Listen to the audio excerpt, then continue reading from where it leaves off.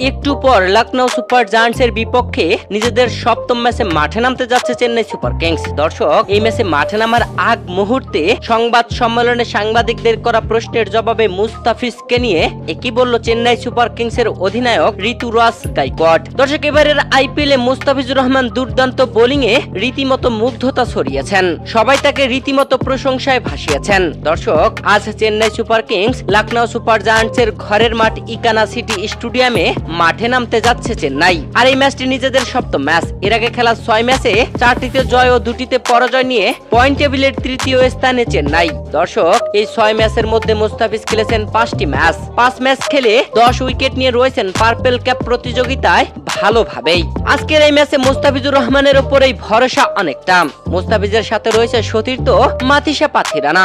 এই দুই পেসার চেন্নাইয়ের বোলিং অ্যাটাককে খুবই ভয়ঙ্কর করে তুলেছে।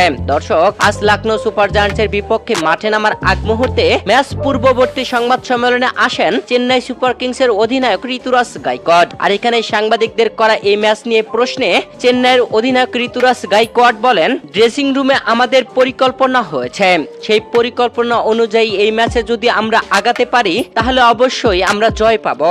আমাদের ব্যাটিং এ যথেষ্ট ভরসা রয়েছে, তবে বেশি ভরসা আমাদের বোলারদের উপর, যেখানে মুস্তাফিজ ও পাথিরানা আমাদের দলকে খুব শক্তিশালী করেছে। আশা রাখছি এই ম্যাচেও তারা দুর্দান্ত বল করবে।